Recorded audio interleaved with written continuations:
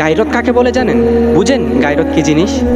একজন মুশরিক বলতেছে, যে কিনা আল্লাহকে চিনে না বা আল্লাহ তাআলাকে বিশ্বাস করে না, এই রকম একজন ব্যক্তি বলতেছে যে যেই উটের মধ্যে আমার স্ত্রী বসেছে এবং ওই উট যখন আমি বিক্রি করব এবং ওই উটের মধ্যে অন্য কোনো পুরুষ বসবে, এটা আমি সহ্য করব না, এজন্য ওই ব্যক্তি ওই উটকে জবাই করে দিছে।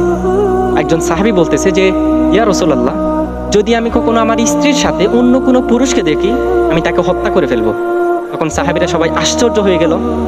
তখন আল্লাহ রাসূল সাল্লাল্লাহু আলাইহি ওয়াসাল্লাম বলতেছে যে তোমরা তার গায়রত দেখে আশ্চর্য হচ্ছ, আমি মুহাম্মদ সাল্লাল্লাহু আলাইহি ওয়াসাল্লাম এর থেকেও বেশি গায়রত রাখি এবং আমার চেয়েও বড় গায়রতবান হচ্ছে মহান আল্লাহ তাআলা। আল্লাহ তাআলার চেয়ে গায়রত বেশি আর কারো নাই। আল্লাহ তাআলা হচ্ছে সব থেকে বড় গায়রতবান। এজন্য আল্লাহ তাআলা ফাহিশা, জিনা, ব্যভিচারকে হারাম করেছে। অবৈধ সম্পর্ককে আল্লাহ তাআলা এজন্য হারাম করেছে। একজন পুরুষ তার স্ত্রী, বোন বা তার কোনো মেয়ের সাথে অন্য কোনো পরপুরুষকে সহ্য করবে না, কারণ তার গায়রতে আঘাত লাগবে। এবং আল্লাহ তাআলা এর চেয়েও বড় গায়রতবান বলেই এসব অবৈধ সম্পর্ক, জিনা, ব্যভিচারকে হারাম করেছে। বড়ই আফসোস লাগে যে আমরা এই গায়রতকে হারিয়ে ফেলছি।